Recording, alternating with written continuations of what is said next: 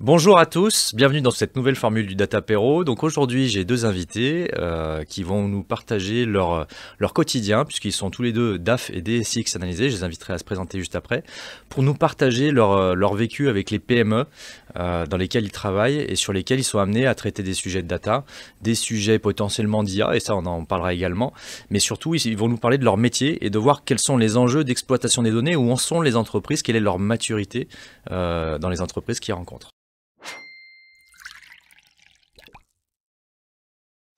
Merci à tous les deux pour votre venue aujourd'hui à ce Datapéro. Je vous inviterai à vous présenter tous les deux. On peut peut-être commencer par toi, Arnaud. Écoute, très volontiers. Merci Gaël. Donc, moi, c'est Arnaud Tissier. Je suis consultant financier DAF externalisé et commissaire aux comptes. Donc, j'accompagne des PME, des groupes de PME et des ETI dans leurs enjeux financiers. Donc, soit côté consultant dans la production de données financières, de rapports et d'analyses notamment, mais aussi en tant que commissaire aux comptes, où là, j'interviens en revue et en certification de données. Donc, là, je vends de l'opinion, je vends de la confiance, en fait, dans les données. Ok, super. Merci, Arnaud. Et du coup, Grégoire, toi, qui Donc, es-tu? Grégoire de Jabrin, merci. Donc j'ai une société qui s'appelle Talems. J'ai fait une vingtaine d'années en tant que DSI dans des grands groupes et dans des PME. Et j'ai monté ma structure pour m'occuper plutôt du monde de la PME. Je me suis rendu compte qu'il y avait beaucoup de besoins en informatique à temps partagé, de transition. Et donc je m'occupe de la phase de choix des outils et de l'accompagnement sur des projets informatiques divers et variés. Je vais commencer par une première question. Que vous me fassiez un peu un état des lieux des boîtes dans lesquelles vous travaillez ou que vous avez été amené à travailler. Quelle est la maturité perçue quelque part que vous avez pu avoir dans ces boîtes? Puis expliquez-moi votre parcours, vous, comment vous en êtes arrivé là, puis comment aujourd'hui vous travaillez avec les entreprises. Grégoire, là, si on enchaîne avec toi. Alors je travaille avec beaucoup de sociétés différentes, de tailles très, très diverses et variées. Le sujet de la maturité IT est toujours le gros sujet.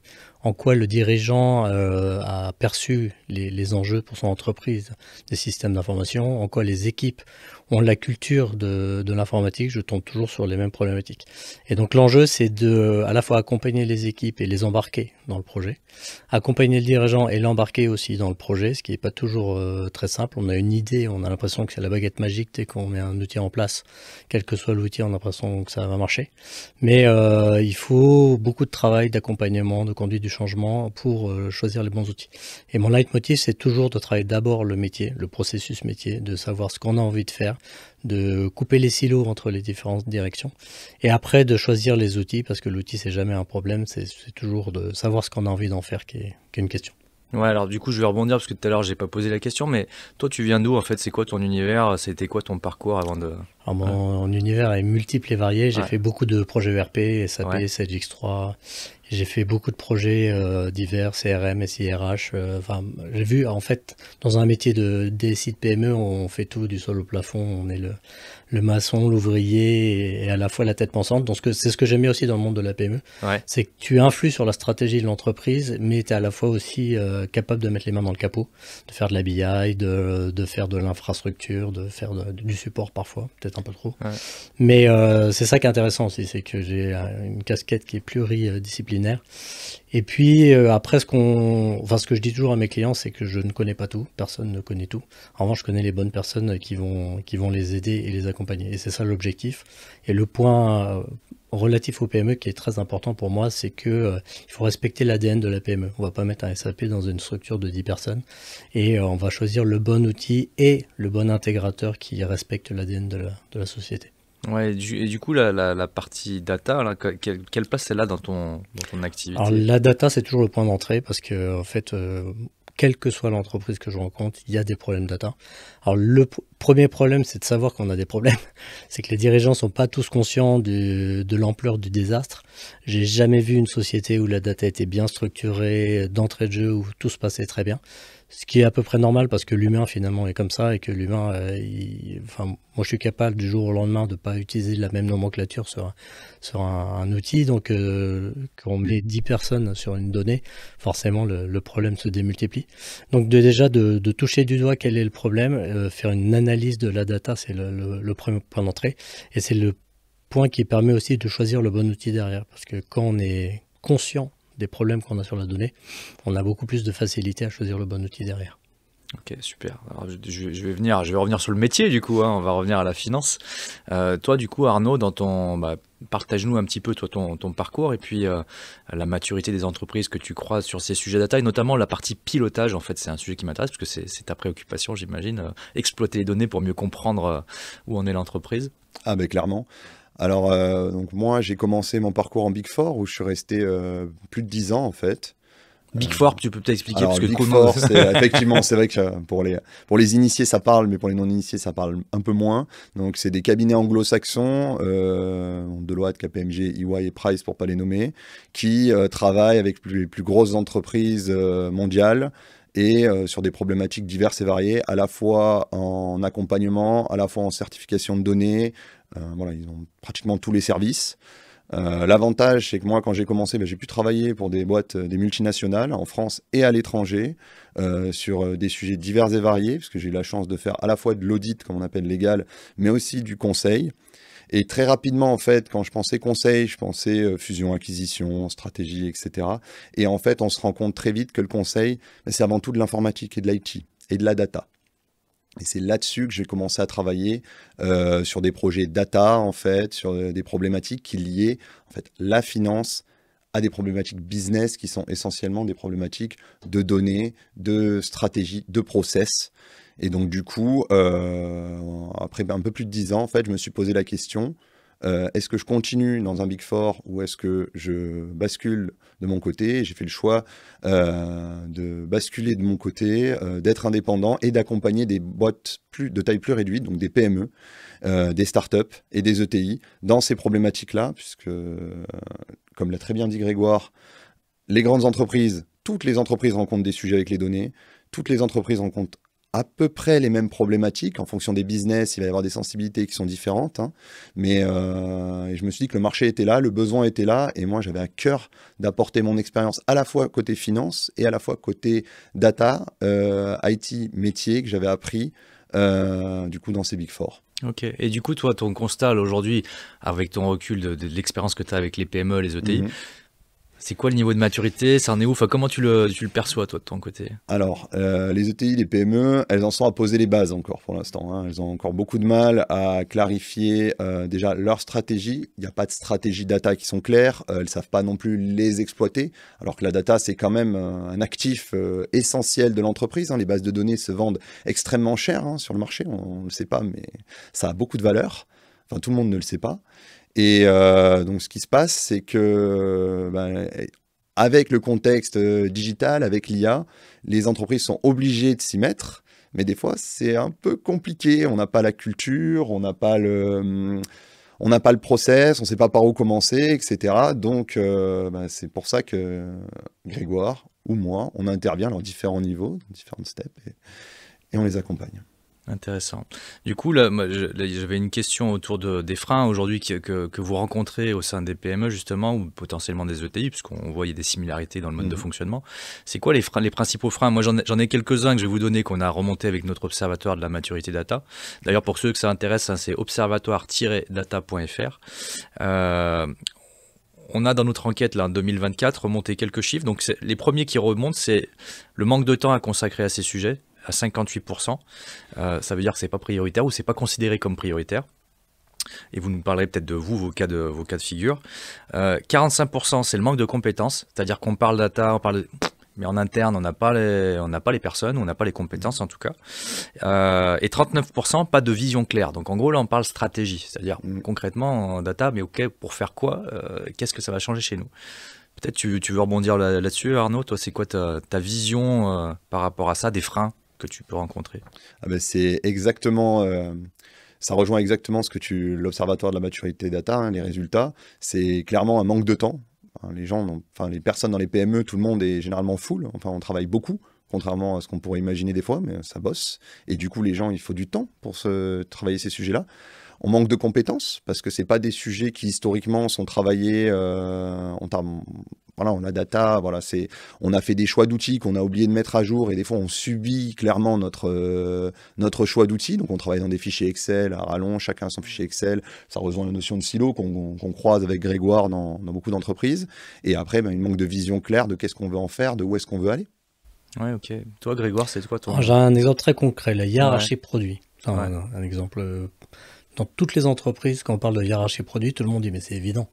Alors on mélange hiérarchie marketing, hiérarchie commerciale, hiérarchie opérationnelle. Et c'est toujours le sujet par lequel je commence parce qu'en fait, je dis mais déjà, est-ce que vous êtes d'accord entre vous sur ce que c'est qu'un produit, ce que c'est qu'une hiérarchie, comment on classe les choses? Et c'est là où déjà ça prend déjà des mois pour le faire. Il y a une question de temps, ça c'est sûr, il y a une question de maturité. Et alors moi je pense aussi à la maturité c'est quoi une data? En fait, quand les gens, la première réaction qu'ils ont quand je leur montre les chiffres, je leur dis voilà, vous avez 40 000 doublons de clients, de produits, de fournisseurs, ils disent ah ben on va mettre un stagiaire pendant 6 mois et on va nettoyer. Ok, alors je l'ai fait, on a mis un stagiaire pendant 6 mois, il a nettoyé et au bout de 6 mois on dit bon on recommence. En fait, il y a cette culture de à quoi sert une donnée, pourquoi elle doit être propre. C'est quoi le process de création de la donnée et de mise à jour de la donnée? Parce que si on n'a pas ce triptyque, en fait, finalement, on nettoie de temps en temps les données, puis on en fait rien. Le résultat, on le voit toujours au final, c'est-à-dire la BI, les tableaux de bord de direction, le tableau de bord même opérationnel, où on voit que les données sont pas bonnes, mais on ne sait pas pourquoi. Donc, cette culture, à la fois qui n'est pas que data, qui est une culture IT en général, dans les entreprises, c'est un sujet très important. Il y a des gens qui ne savent pas du tout ce que c'est qu'une saisie de données, qui savent pas, enfin, on leur demande de saisir, ils saisissent, mais ils ne savent pas pourquoi ils saisissent une donnée, pourquoi ça va servir à l'équipe d'à côté, pourquoi ça va servir à la direction pour de reporting. Et ça, je pense que déjà, c'est une question de formation dès le début dans les écoles. Moi, mes enfants, en primaire et au collège, ils n'ont aucune idée de ce que je fais dans la vie. Je suis toujours l'informaticien, quoi. Non, mais t'inquiète pas, moi-même, ma fille va passer bientôt à la fac. C'est ça. Et je trouve ça dommage qu'on n'ait pas ces notions-là, qui sont des notions assez simples. Pourquoi je dois mettre un identifiant sur un nom de client?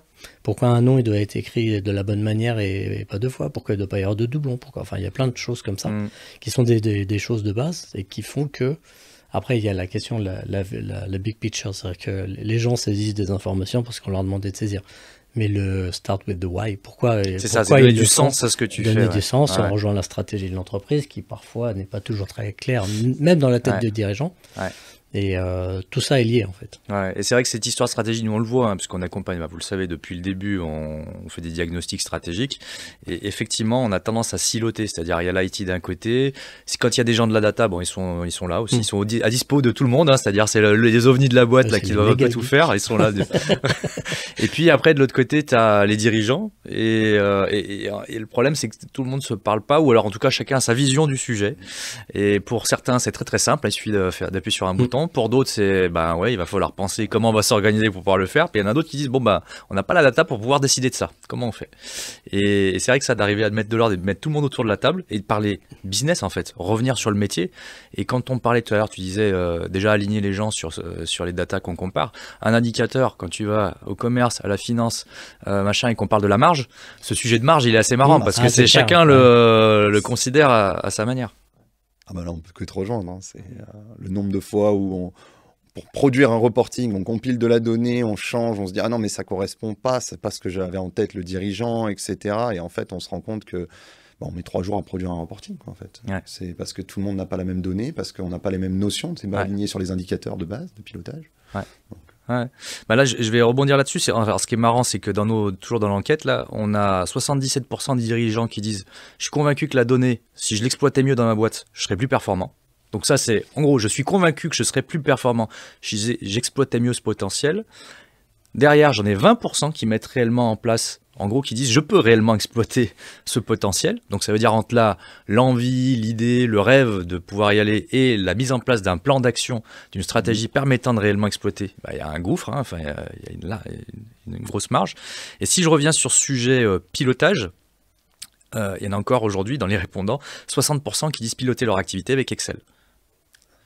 Donc ça, aujourd'hui, d'ailleurs, si on parle concrètement outillage, vision de la BI, parce que c'est encore abstrait pour beaucoup de monde en fait. Quand on parle d'outillage, d'outils décisionnels, ça reste un truc un peu nébuleux. Ok, on va faire des reporting.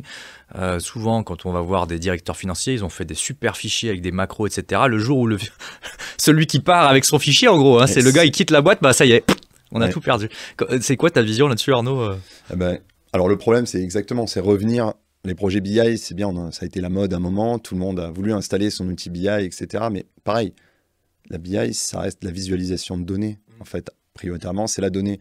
Donc, il faut commencer par la donnée, il faut être capable de l'identifier, de la clarifier, de la nettoyer, souvent, et ensuite de la visualiser. Ça, c'est un second temps. Mais ces projets BI, le nombre de clients que j'ai qui ont installé, ils m'ont dit, c'est bon, on a un outil BI. Et là, je me suis oui, c'est ça, il commence par l'outil. Hein. Je ne donnerai pas des noms d'outils, mais oui, il commence par allez, on va acheter un truc qui sait faire ça, et derrière, on va se débrouiller pour le faire marcher, quoi. Et voilà, et je me suis retrouvé dans des situations où j'avais même pas de réponse, parce que connaissant, que ce soit à la fois en consultant ou en commissaire aux comptes, je connais la qualité de la donnée. Du coup, je savais déjà que le résultat serait pas au niveau. Parce qu'ils avaient en fait, ils mettaient l'espoir dans l'outil. Mais l'outil, c'est pas, comme l'a dit Grégoire, c'est un moyen, c'est pas la solution. La solution, c'est clarifier le process, les enjeux, etc. Par contre, il y a de grandes choses à faire avec la data visualisation. Moi, je l'utilise, voilà. Et ça permet clairement d'automatiser certaines choses, de faire des requêtes, de croiser des bases entre elles. Et ça, franchement, on gagne un temps, bien exploité. Ça fait gagner du temps et ça clarifie énormément de choses. Claire. Toi là-dessus, c'est le même problème que pour n'importe quel type de logiciel. C'est pas que sur la data. Hein. L'ERP, c'est exactement la même question. Et donc il y a deux choses. Il y a en effet le process métier, qu'est-ce que j'ai envie de faire. Et puis il y a l'aspect de l'implication des équipes. Moi je vois très bien que les projets qui fonctionnent, c'est quand la direction est impliquée, qu'il y a du sponsorship et qu'il y a des key users qui sont compétents et qui dégagent du temps sur le projet. Donc c'est exactement la même problématique. Donc à partir du moment où on arrive à aligner les gens là-dessus et embarquer à la fois les directions et les équipes métiers, les projets se passent déjà mieux. Après, sur la data, la particularité, c'est que on met aussi en place des outils pour s'apercevoir de l'étendue du désastre. C'est-à-dire qu'on utilise aussi les outils. C'est intéressant. Ouais. Oui, c'est le pompier pyromane. C'est à la fois, on a envie d'un outil qui va nous faire le bon reporting qui va bien, mais dès qu'on le met en place, on s'aperçoit que mais là, je n'ai pas vu que cette donnée elle n'était pas correcte. Qu'il faut. Ça permet aussi de montrer le problème. En fait, on visualise le manque de qualité ou le niveau de qualité de la donnée. Donc à la fois, c'est malheureux, mais on utilise ces outils aussi pour faire prendre conscience à la direction du travail qu'il y a à fournir. Qui est à accomplir. Et à la fois, c'est intéressant parce que ça permet aussi de rentrer dans cette démarche-là. Après, moi, si je peux me permettre de rebondir aussi là-dessus, pour la direction, c'est souvent compliqué.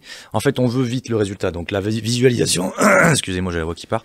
La visualisation, c'est souvent un moyen de tout de suite voir. Je veux me reporting avec mes indicateurs, clac, je le veux, je suis à la direction. Moi, ce que je veux, c'est mon pilotage. C'est avoir une capacité à voir vite les informations qui concernent ma boîte.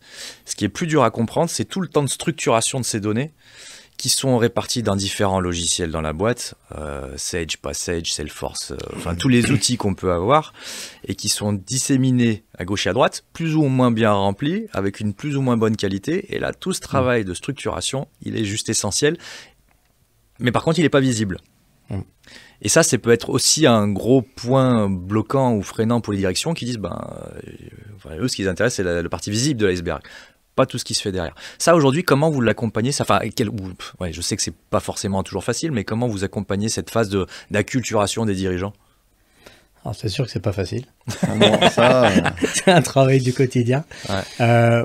C'est vrai qu'il y a quand même des dirigeants qui sont déjà plus sensibles à cette chose. Même s'ils n'ont pas forcément la technicité qui y va, il suffit qu'ils aient compris leur enjeu, qu'ils aient moins peur, parce qu'en fait, c'est une question de peur, tout ça. C'est la question de j'ai peur de la donnée, j'ai peur de ce que saisissent les gens, j'ai peur de me rendre compte de ce qu'est mon business en vrai ou pas, et qu'on les accompagne assez simplement en disant on va y aller step by step, ça se passe beaucoup mieux. Moi j'ai plein d'exemples de dirigeants où au début ils étaient comme toi, ils disaient donne-moi un rapport et je veux savoir tout ce qui se passe. Et, alors, ça va se calmer. Ou alors le contrôle gestion qui me dit fais-moi un export de toutes les données de SAP. Oui, il y a 16 000 tables dans SAP, je vais peut-être pas te les donner toutes comme ça. Donc c'est de la proximité, mais c'est comme dans tout projet, c'est la proximité de la direction. Et puis aussi mesurer les enjeux de la direction versus les enjeux des opérationnels. Souvent, il y a un gap, c'est-à-dire que la direction a envie d'avoir une certaine vision. C'est un outil de communication, c'est de communiquer un certain nombre de choses aux équipes, et les équipes opérationnellement ont envie de suivre d'autres choses. Mais il faut arriver à faire matcher les deux, ce qui n'est pas toujours évident. Et voilà, pour moi, c'est plus de l'accompagnement en maîtrise d'ouvrage qui fait lever ces problèmes et régler les soucis. Ok. Arnaud, tu voulais compléter là-dessus? Un petit peu, c'est un travail qu'on fait chez un de nos clients avec Grégoire, c'est déjà clarifier. clarifier qu'est-ce qu'on attend de notre donnée. Alors oui, il y a du reporting, mais quel style d'indicateur, quel type d'indicateur. Les métiers sont différents, on va avoir des indicateurs différents. Et ensuite, au-delà de ça, c'est qu'est-ce qu'on peut faire de notre donnée. Et notamment, je pense aux données clients. Qu'est-ce qu'on peut en faire? Est-ce qu'on peut générer du business avec? Et c'est aller challenger aussi les dirigeants. Les usages de cette donnée. Exactement. Aller les challenger pour leur dire, attendez, vous avez de la matière là. Ok, il faut aller chercher de nouveaux clients. Ok, il faut grossir. Ça peut s'entendre. Mais déjà, partons avec une base et des fois, être capable d'exploiter proprement notre donnée. Et moi, je peux bien parler, on est dans le service. Moi, je sais que je peux équiper certains de mes clients avec soit un service supplémentaire si je les connais bien. Et je les connais bien comment? Soit au travers de la donnée, au travers de ce que je recense, via mon CRM, via des outils, etc. Donc, je les sensibilise et je les force à faire cet exercice-là. Ok. Ouais, mais c'est intéressant parce que, alors, du coup, nous, on a exactement cette approche-là, l'approche du cas d'usage, en fait. C'est la donnée, ok, c'est une matière première, mais d'abord, tu as un business. Et ce business génère de la donnée, potentiellement. Et comment tu l'exploites pour être plus efficace dans ton acquisition client, dans ta fidélisation client, dans ton lancement de nouveaux produits, enfin voilà, il y a tout un tas de sujets qu'on peut aller explorer. Et effectivement, ça c'est bien parce que c'est quelque part, on revient sur un niveau codir, c'est-à-dire quelque part, où veut aller la direction et comment elle s'outille, c'est quoi sa stratégie pour pouvoir réussir. Et aussi la mesurer, c'est-à-dire c'est bien de s'outiller, mais il faut aussi pouvoir mesurer l'impact. Donc la notion de ROI, si on a des données, c'est plus facile à mesurer et c'est plus facile à se projeter dans la durée. Et il y a un aspect politique derrière. Ouais. L'exemple simple, c'est je veux mettre un CRM à mes forces de vente commerciales et comme ça, je vais mesurer les choses et je veux savoir mon taux de transformation, par exemple. Sauf que dans la majorité des cas, les forces de vente, on leur impose un CRM sans en parler et ils voient pas l'intérêt de la chose. Donc la direction n'aura jamais son taux de transformation tant que les commerciaux saisiront pas le taux de transformation directement dans l'outil. Ouais, ok. Bon, on a pas mal fait le tour du sujet data. Moi, je voulais revenir sur un sujet qui est quand même d'actualité, hein, l'IA. Et bon, on va parler de l'IA dans les PME, mais c'est un petit peu l'IA de partout en ce moment. C'est quoi l'impact chez vous en ce moment? Alors, peut-être à titre perso, comment vous prenez le sujet? Et puis, qu'est-ce que vous voyez bouger? Qu'est-ce que ça fait dans vos activités? Alors c'est un sujet du quotidien, alors particulièrement dans nos métiers de conseil. Il y a énormément de choses qu'on fait avec l'IA, donc on est dessus. On fait très attention parce qu'il y a des notions de sécurité, il y a des notions de stratégie aussi à prendre par rapport à ça. Chez nos clients, on le voit de partout. Alors ce qui est génial, maintenant, vous faites une réunion Teams, il y a plus d'IA que de personnes humaines. Il faut demander l'autorisation toujours avant de... Alors je vais dire, toi, il y a Fairfly, Tel TV, machin. Nuta. Donc ça part dans tous les sens et là, il y a forcément une question de la gouvernance de la donnée. Mais bon, c'est assez performant, ça fonctionne, donc nous on pousse l'utiliser. Et les chats GPT, tous les chatbots, etc. Donc on voit que ça pullule par par les personnes eux-mêmes qui apportent la technologie. Donc il y a forcément un risque, mais c'est des outils hyper pertinents qu'il faut savoir maîtriser et notamment dans la PME, c'est quelque chose qui peut améliorer énormément les choses. Quand les gens n'ont pas forcément les moyens d'avoir une assistance administrative, ils peuvent utiliser les outils d'IA pour le faire. Donc ça se développe très vite. Ouais. Toi Arnaud, là, dans ton contexte, toi plus côté peut-être métier finance, est-ce que tu vois des choses qui commencent à bouger? Ah mais clairement, nous ça nous fait gagner il y a l'IA générative qui nous permet de faire gagner beaucoup de temps, notamment sur des analyses. Alors très attention à la donnée, hein, moi je suis très très sensible à ça, donc la sécurité, etc. Donc je l'utilise pas tout le temps, je l'utilise généralement pour demander des grands axes d'analyse ou sur certains secteurs de manière très générale. Et ça m'intéresse parce que franchement, il est capable de combiner très vite des données et de me donner des tendances sur des choses qui se passent, etc., que moi, je compare aux données de mes clients, par exemple. Et après, il y a aussi des cas d'usage, notamment dans les systèmes de gestion. Alors, on a des nouveaux systèmes de gestion, des outils qui se développent et qui, là, sont capables, alors au-delà de l'OCRisation, qui sont capables de même maintenant faire des suggestions. Je pense à des axes analytiques, par exemple, à force.